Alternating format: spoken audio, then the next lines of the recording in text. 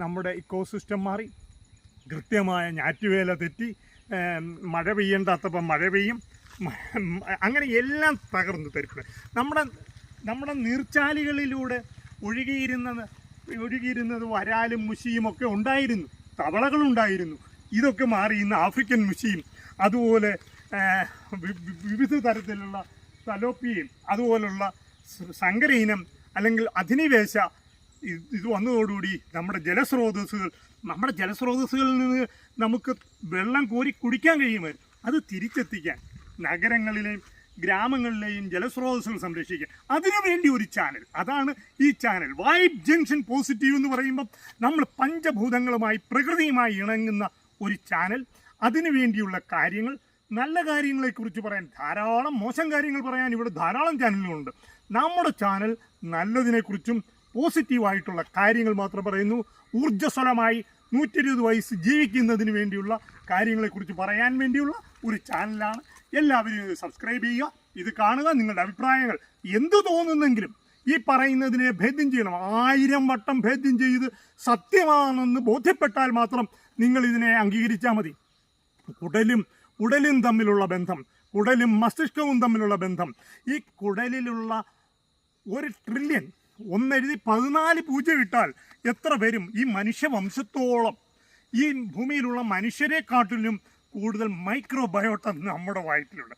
അതുപോലെ ഈ പ്രകൃതിയിലെല്ലാം സൂക്ഷ്മജീവികളുണ്ട്.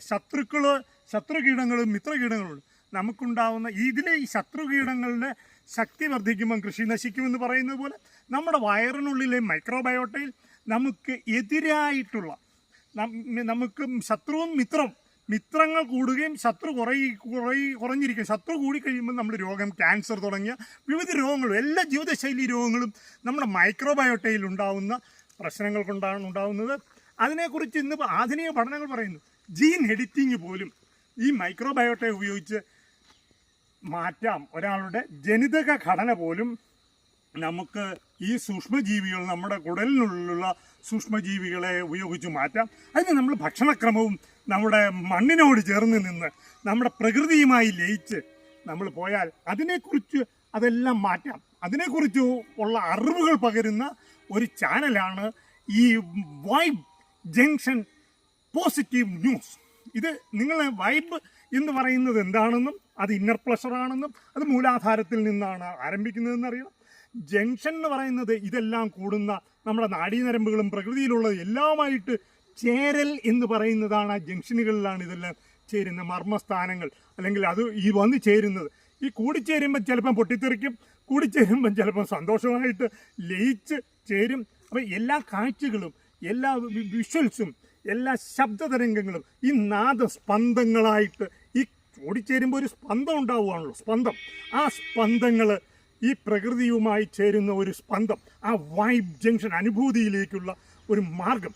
ഇത് അതിനുള്ള ഒരു ചാനലാണ്. അത് പോസിറ്റീവായിട്ടുള്ള, എപ്പോഴും നമ്മൾ സുഖമാണ് ആഗ്രഹിക്കുന്നത്. പ്രകൃതിയിലെ എല്ലാ ജീവജാലങ്ങളും സുഖമാണ് ആഗ്രഹിക്കുന്നത്. ആ സുഖം എങ്ങനെ നേടിത്തരാം, എങ്ങനെ സുഖമായിരിക്കാം, ശാന്തമായിരിക്കാം എന്നുള്ളതിനെക്കുറിച്ചുള്ള ഒരു അറിവ് നൽകുന്ന ഒരു ചാനലാണ്. അതിലേക്ക് നിങ്ങൾ സബ്സ്ക്രൈബ് ചെയ്യുക, നിങ്ങൾ കമൻറ്റുകൾ ചെയ്യുക. നന്ദി, നമസ്കാരം.